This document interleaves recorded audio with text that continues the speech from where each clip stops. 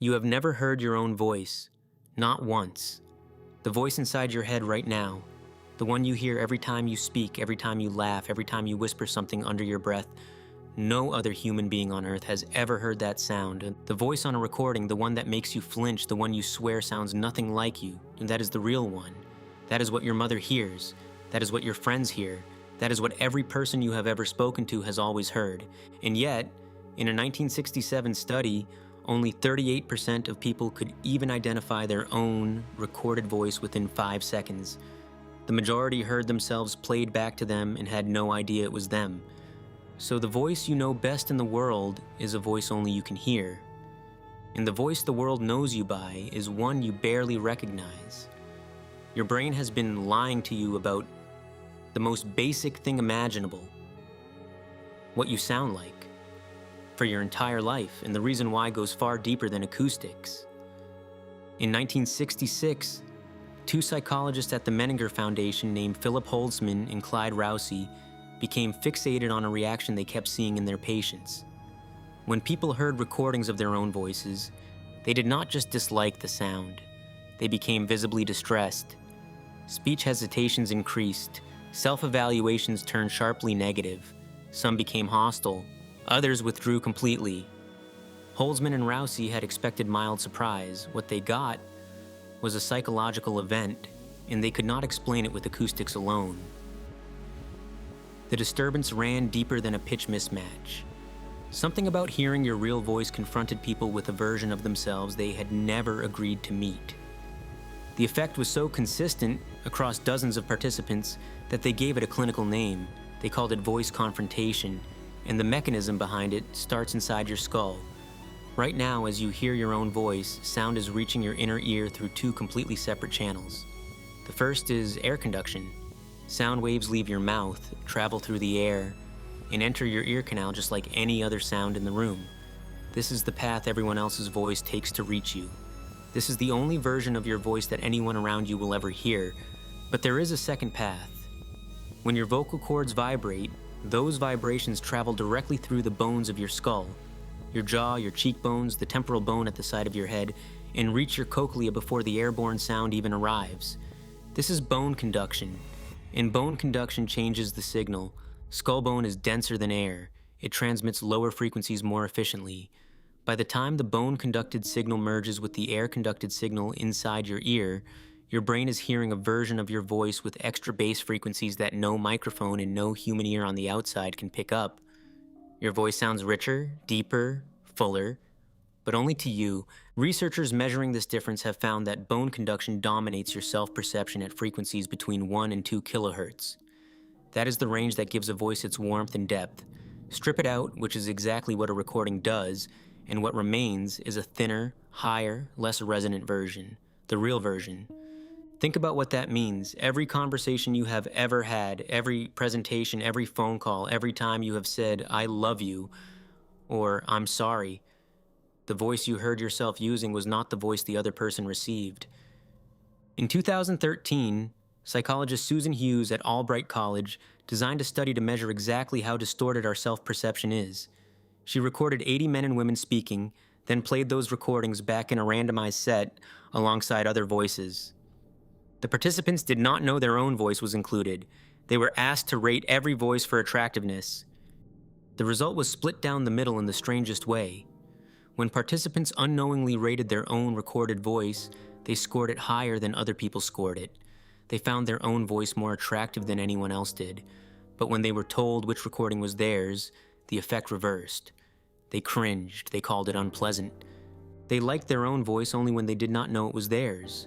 Hughes suggested what was happening was a form of unconscious self-enhancement. Your brain recognizes something familiar in your own recorded voice, even when you do not consciously identify it. It rates the familiar stimulus positively, but the moment you know it is you, a different system kicks in.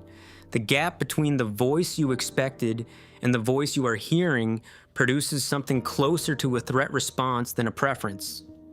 And that gap has a name in psychology. It is called the mere exposure effect in reverse. In 1968, psychologist Robert Zayonce at the University of Michigan published a paper that would become one of the most cited in social psychology. His finding was simple. People develop a preference for things they encounter repeatedly. Show someone a meaningless symbol 20 times and they will rate it more favorably than one they have seen twice. The mechanism is automatic. Familiarity breeds comfort. Comfort breeds liking. You have heard your bone-conducted voice for every waking second of your life since your auditory system came online in the womb. It is the most familiar sound you have ever encountered. Your recorded voice, the accurate one, is a stranger. Your brain prefers the wrong version because it has spent a lifetime getting used to it. Now here's where the same distortion shows up in a completely different sense. In 1977, psychologists Theodore Mita, Marshall Dermer, and Jeffrey Knight ran a study using photographs. They took a picture of each participant and made 2 prints, one normal, one mirror reversed. They showed both to the participant and to the participant's close friend. The participants preferred their mirror image. Their friends preferred the true photograph. Same face, same features, same person, but each observer preferred the version they had seen more often. You look in the mirror every day. Your friends never see your mirror image. You each prefer a different version of the same face. Neither of you knows which one you are actually looking at. Your voice works the same way. The mirror flips your face left to right. Your skull flips your voice low to high. Both distortions are invisible to you because you have never experienced yourself without them. But there is a version of this story that is not about preference at all. It is about function. Your bone-conducted voice is not just a cosmetic accident. It is a real-time feedback system your brain depends on to speak. Every time you open your mouth, your auditory cortex compares the sound it expects to produce with the sound it actually hears. If the pitch drifts, it corrects. If the volume creeps up, it pulls back. If a consonant lands wrong, it adjusts the next one. This feedback loop runs below conscious awareness, hundreds of times per second, calibrating your speech in real time. And the bone-conducted signal is the primary input. When that loop breaks, the consequences are immediate and severe. People who lose their hearing later in life do not just lose the ability to hear others. They gradually lose control of their own voice. Their pitch drifts upward. Their volume becomes erratic. Their speech rhythm flattens. The vocal cords are untouched. The lungs work fine. The mouth and tongue are intact. But without the feedback signal, the voice wanders away from its owner like a ship without a rudder. Researchers studying post-lingual hearing loss have documented that untreated patients show elevated fundamental frequency, increased vocal instability, and reduced control over loudness. Not because anything is wrong with the voice itself, but because the monitoring system went dark. The voice was always fine. The ear just stopped telling the brain what it was doing. So the obvious conclusion, the one you have probably already reached, is that this is a quirk of anatomy. An interesting acoustic trick. Bone conduction adds bass. Recordings strip it out. You hear the wrong version of yourself and cringe when you hear the right one. A fun piece of science trivia. But that is not what this is actually about. What Holzman and Rousey discovered in 1966 was not just that people disliked their recorded voice. It was that the recording revealed things about them they did not know they were expressing. Anxiety leaking through a sentence they thought sounded confident. Sadness coloring a phrase they believed was neutral. Uncertainty in a claim they were sure of. They called these extra-linguistic cues. The recording did not just change how you sounded. It showed you who you were in a way you had never been able to see. And that confrontation, not the pitch difference, was what produced the distress. Your bone-conducted voice is not just deeper, it is filtered. Your skull is literally softening the truth of how you sound to the outside world. And your brain has built your entire vocal identity. How confident you think you sound, how warm, how authoritative, how attractive, on top of a version of yourself that does not exist outside your own head. Every self-assessment you have ever made about how you come across in conversation was based on evidence your brain manufactured. The confidence you felt in that job interview, the warmth you thought you projected on that first date, the authority you heard in your own voice when you stood in front of a room, all of it calibrated against a signal that nobody else received.